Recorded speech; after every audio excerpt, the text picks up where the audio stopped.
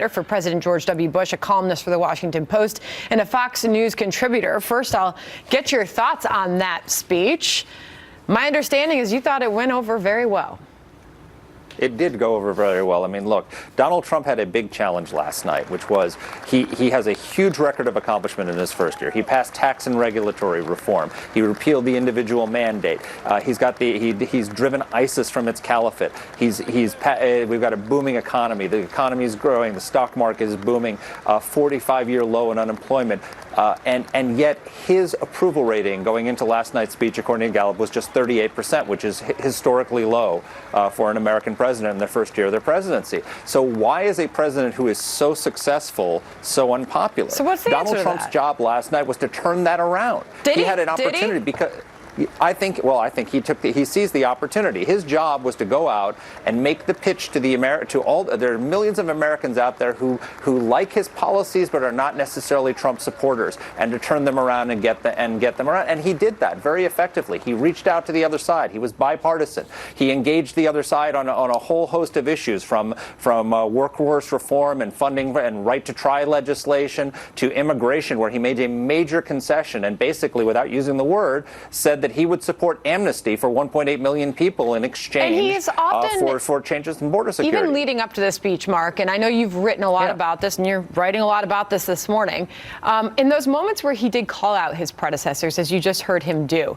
in that specific occasion, it was calling out those that came before him for mishandling North Korea, and the reason why we see that growing and large threat coming from there. What do you make of that strategy? Was it effective last night? Well, I think it's just true. I mean, in the case of North Korea, for 25 years, Republican and Democratic administrations have been kicking the can down the road on North Korea's nuclear missile program. And on Donald Trump's watch, we've run out of road. There's no more road to kick the can down. They're going to be, on his watch, they are either going to become a nuclear power or not be allowed to become a nuclear power. And he's inherited this mess, and he's trying to change it.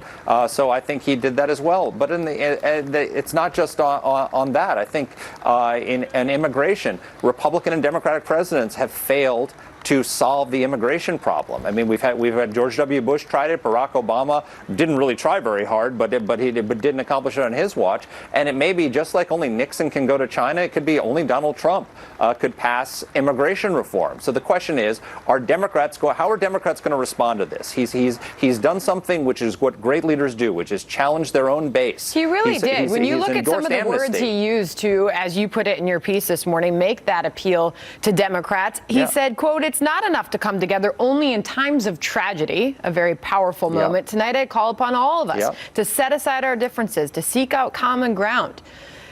He really appeared to reach out to Democrats last night. I just wonder, as we wake up this morning, does this change things? Well, and he didn't just do it with words, which is really important, Sandra. He did it with action. He's endorsed amnesty for 1.8 million people. His base does not want to give amnesty to 1.8 million. Don't want to give amnesty to anybody.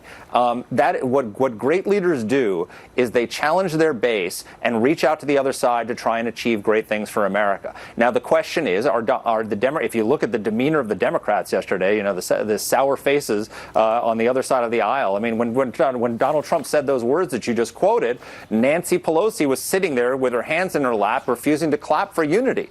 That if they're not going to meet him part of the way, then they're going to lose, because leadership wins ultimately in the popularity contest. And they're going to make Donald Trump more popular. There was certainly a few of those moments last night, and they've continued with that sort of rhetoric and action this morning. They just hold their weekly news conference. Nancy Pelosi shared similar words. Marc Thiessen, good to see you this morning. Thank you for being here. Good to see you, Sandra. Said he was up to 1